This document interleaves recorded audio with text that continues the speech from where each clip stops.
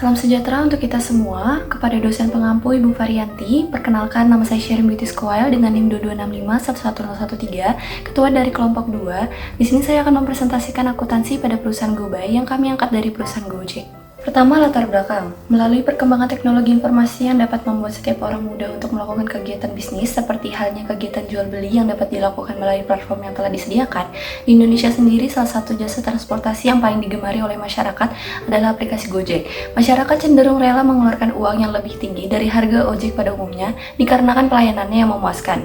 Dari banyaknya pengguna Gojek, kami berupaya membuat sistem untuk perusahaan GoBuy. Kedua, flowchart. Saya akan menjelaskan mengenai alur flowchart pada sistem pemesanan jasa kurir dan sistem pengeluaran dari biaya-biaya kecil. Pertama, alur flowchart sistem pemesanan jasa kurir GoBuy. Pelanggan memulai dengan membuka aplikasi GoBuy dan memilih layanan jasa kurir. Dalam aplikasi tersebut, pelanggan memasukkan lokasi penjemputan barang, kemudian memasukkan lokasi tujuan pengiriman barang. Kemudian, pelanggan melengkapi detail pengiriman dan penerima seperti nama, alamat, detail, serta jenis dan berat barang yang akan dikirim. Kemudian, pelanggan memilih layanan pengiriman. Terdapat 3 pilihan layanan. Yang pertama, instant motor delivery dengan pengiriman 1-2 jam setelah paket diambil pengemudi. Kedua, instant mobil delivery dengan pengiriman 1-2 jam setelah paket diambil pengemudi. Terakhir, same day delivery dengan pengiriman 6-8 jam setelah paket diambil pengemudi. Jika pelanggan telah memilih layanan pengiriman, berikutnya pelanggan akan memilih metode pembayaran. Terdapat 4 pilihan metode pembayaran yang dapat dilakukan: tunai, GoPay, kartu debit, atau kartu kredit. Setelah memilih metode pembayaran, pelanggan menekan button order. Sistem web GoBuy akan menerima pesanan dari pelanggan. Kemudian, sistem akan mencari pengemudi GoBuy terdekat. Pengemudi GoBuy akan menerima orderan. Kemudian, pengemudi akan memilih menerima order atau tidak. Jika pengemudi menolak pesanan, maka pengemudi akan menekan button batalkan. Sistem GoBuy akan menerima pembatalan tersebut dan segera mencari pengemudi GoBuy terdekat. Jika pengemudi mengkonfirmasi pesanan, pengemudi akan mengambil barang dari pengirim dan foto pengiriman barang. Kemudian, pengemudi akan menerima pembayaran dari pengirim barang dan mengirim barang ke lokasi tujuan barang. Setelah itu, pengemudi akan foto penerima barang dan mengkonfirmasi barang sudah sampai lewat aplikasi GoBuy.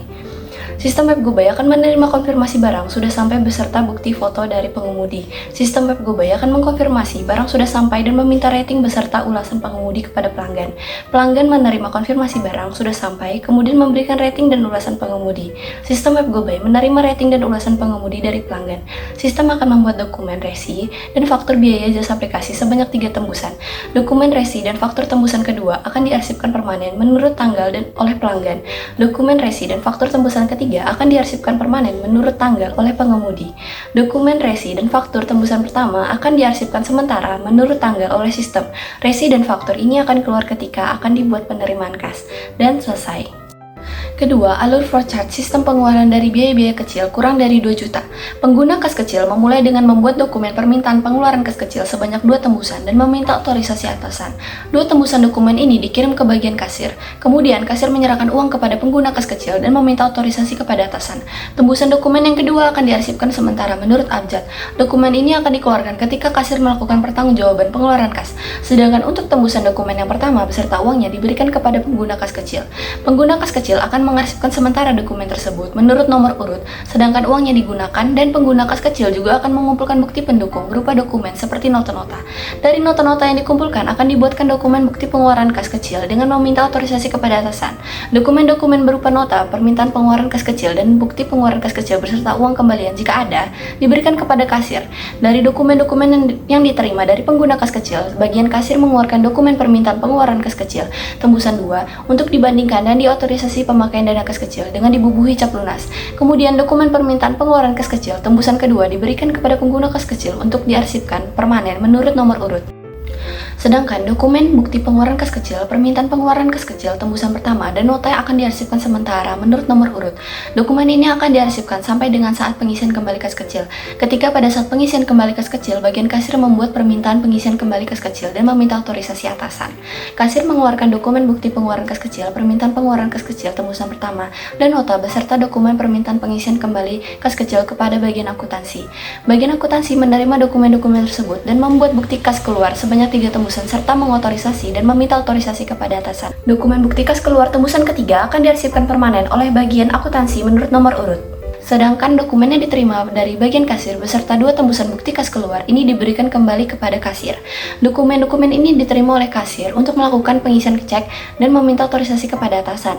Kasir membubuhi cap lunas pada dokumen bukti kas keluar dan permintaan pengisian kembali kas kecil dan mencatat nomor cek pada dokumen bukti kas keluar. Bukti kas keluar tembusan kedua diarsipkan permanen menurut nomor urut dan cek diuangkan oleh bagian kasir tersebut. Sedangkan dokumen nota permintaan pengeluaran kas kecil tembusan 1, bukti pengeluaran kas kecil, permintaan pengisian kembali kas kecil, dan bukti kas keluar tembusan 1 diberikan kepada akuntansi untuk dilakukan pencatatan jurnal pengeluaran kas, dan dokumen-dokumen ini diarsipkan permanen menurut nomor urut dan selesai. Ketiga, dokumen dan catatan. Dari alur flowchart yang dibuat, maka kita dapat mengetahui dokumen dan catatan apa saja pada sistem pemesanan jasa kurir dan sistem pengeluaran dari biaya-biaya kecil. Pada sistem pemesanan jasa kurir GoBuy terdapat 2 dokumen. Dokumen pertama, resi yang dibuat oleh sistem web GoBuy. Dokumen kedua, faktur biaya jasa aplikasi yang dibuat oleh sistem web GoBuy. Pada sistem pengeluaran dari biaya-biaya kecil kurang dari 2 juta, terdapat 6 dokumen dan 1 catatan. Dokumen pertama, permintaan pengeluaran kas kecil yang dibuat oleh bagian pengguna kas kecil. Dokumen kedua, nota yang dikumpulkan oleh bagian pengguna kas kecil untuk membuat BPKK. Dokumen ketiga, bukti pengeluaran kas kecil yang dibuat oleh bagian pengguna kas kecil. Dokumen keempat, permintaan pengisian kembali kas kecil yang dibuat oleh bagian kasir. Dokumen kelima, bukti kas keluar yang dibuat oleh bagian akuntansi. Dokumen cek yang diisi oleh bagian kasir. Catatan jurnal pengeluaran kas yang dibuat oleh bagian akuntansi. Keempat, laporan keuangan dan laporan-laporan lain. Laporan keuangan terdapat laporan keuangan laba rugi yang berisi akun pendapatan dan beban, laporan keuangan neraca yang berisi akun aktiva, hutang dan modal. Lalu ada laporan-laporan lain terdapat laporan pemasukan dan pengeluaran yang dibuat oleh bagian kasir, lalu laporan kas perusahaan yang diperiksa oleh internal audit. Kelima, struktur organisasi. Jabatan tertinggi adalah direktur utama. Jabatan tertinggi kedua, wakil direktur. Di bawah direktur terdapat 4 departemen manajer, yaitu IT, keuangan, personalia, dan pengemudi, serta audit internal. Pada departemen manajer IT, terdapat 2 bagian, yaitu web dan programming. Pada departemen manajer keuangan, terdapat 2 bagian, yaitu akuntansi dan kasir. Pada departemen manajer personalia, terdapat 1 bagian, yaitu gaji dan upah. Pada departemen manajer pengemudi, terdapat 1 bagian, yaitu pengemudi GoBuy. Terakhir, keenam, yaitu kesimpulan dari sistem akuntansi perusahaan GoBuy. Sistem akuntansi yang dilakukan GoBuy merupakan suatu konsep manajemen di mana perusahaan berusaha memanfaatkan teknologi internet untuk mengintegrasikan seluruh mitra kerja perusahaan, baik para pengemudi, pelanggan, dan juga para stakeholder yang berhubungan dengan kegiatan transaksi. Demikian presentasi yang dapat saya sampaikan. Maaf apabila ada kata-kata yang kurang, mohon dimaafkan. Sekian dari saya Sharon Beauty Squire, pamit undur diri. Terima kasih.